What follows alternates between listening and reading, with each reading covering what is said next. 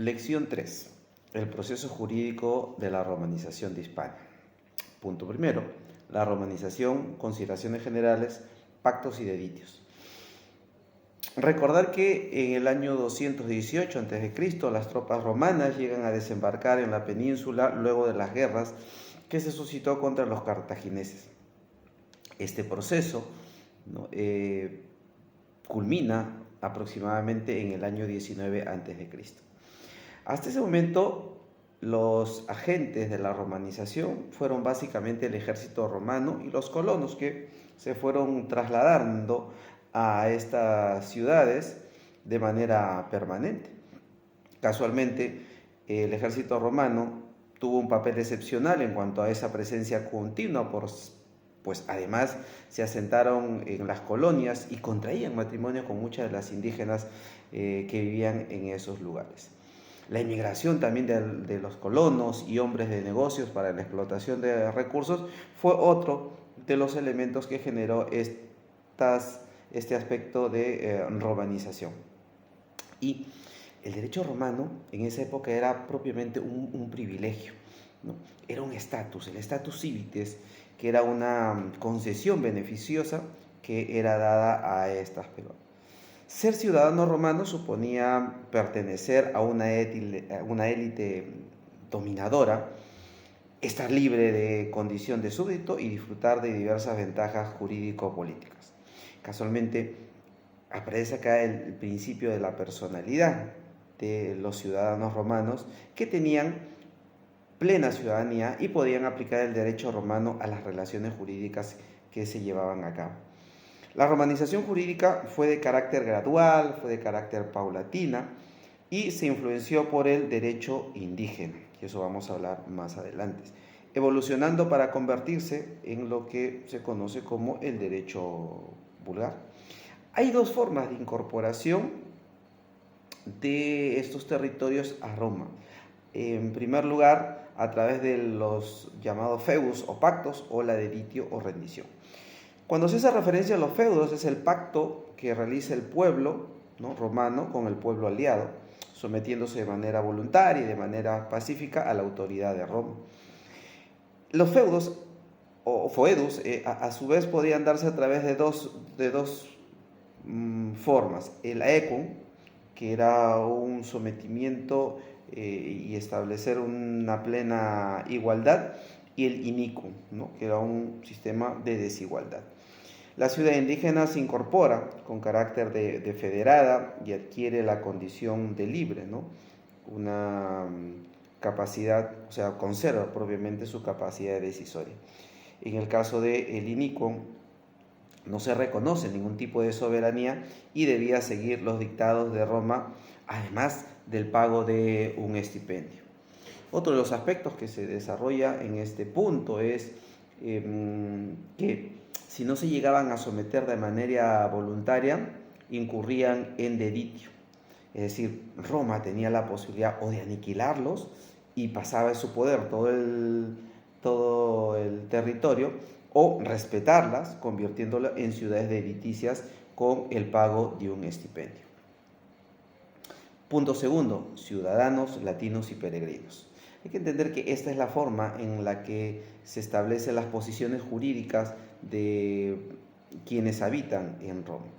Cuando hablamos de ciudadanos, hay que tener referencia a quienes tenían plenos derechos, ¿no?, o plenitud en los derechos tanto civiles como políticos, el ius civilis.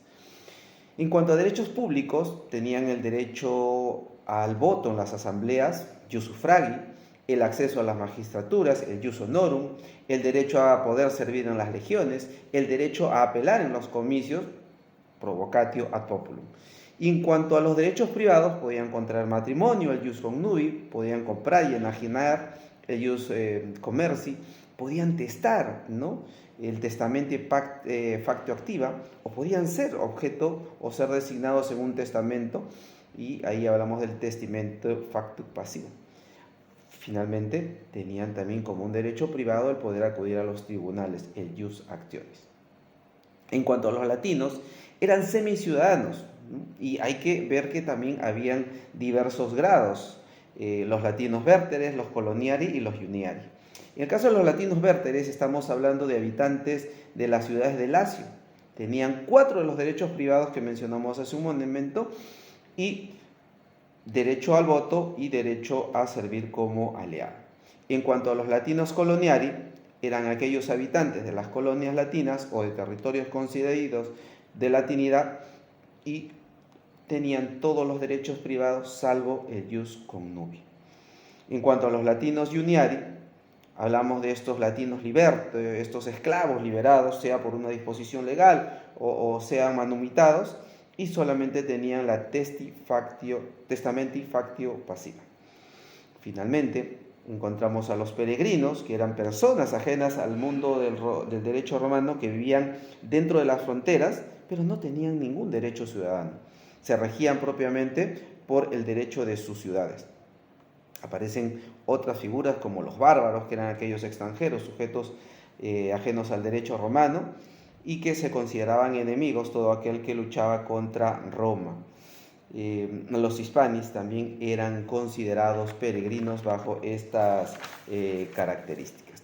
En el punto tercero de este capítulo, referido a las concesiones del derecho romano de Vespasiano a Caracalla, vamos a encontrar que durante el periodo del 73 al 74 después de Cristo, Vespasiano concede el ius lati a todas las ciudades de la península, ¿no? Les da la condición de latini coloniari y permitió que estos se puedan organizar como los municipios romanos. Los que hubieran ocupado también algún tipo de magistratura municipal podían tener esta condición. Estamos hablando de los dumbirus, los ediles o los cuestores. Ya en el siglo II, Adriano amplía, ¿no?, a los que habían pertenecido a la curia o a los senados municipales. En el año 212, Antonio Caracalla, mediante una constitución, otorga a todos los ciudadanos del Imperio Romano la ciudadanía, salvo a los deditios, que ya hemos señalado qué característica tiene este tipo de personas. Permitió también aumentar el volumen de los ingresos por impuestos, el hecho de haber permitido que todos los ciudadanos puedan tener esta condición. Se logra la territorialización del derecho, desaparecen las diferentes figuras, ¿no?, entre los hombres libres y los hombres de la península. En el punto 4 vamos a desarrollar el derecho romano en Hispania. Estamos hablando de que se daban varias etapas, ¿no? Las etapas del arcaico, el clásico, el posclásico y el justinianeo. En cuanto a la fuente del derecho romano, hay que tener en cuenta que había una jerarquización en cuanto a leyes, senado consulto, constituciones, edictos y jurisprudencia. Y los elementos constitucionales de los romanos estaba principalmente dado por los comicios, senados, magistrados y príncipes. En cuanto al derecho romano clásico, podríamos mencionar brevemente que el ius civile y el ius honorario, ¿no?, es aquella interpretación que hacen los magistrados jurisdiccionales y supuso la aparición casualmente del ius honorarium bajo estas características. En el siguiente video, ¿no?, vamos a tratar de lo que es el ius civile como la fuente de producción del derecho y hablaremos de las leyes, el ius, ¿no?, en el derecho romano posclásico, ¿no?, y capítulos como el derecho romano vulgar y la explotación agraria serán objeto de disertación en el siguiente video. Nos estamos viendo.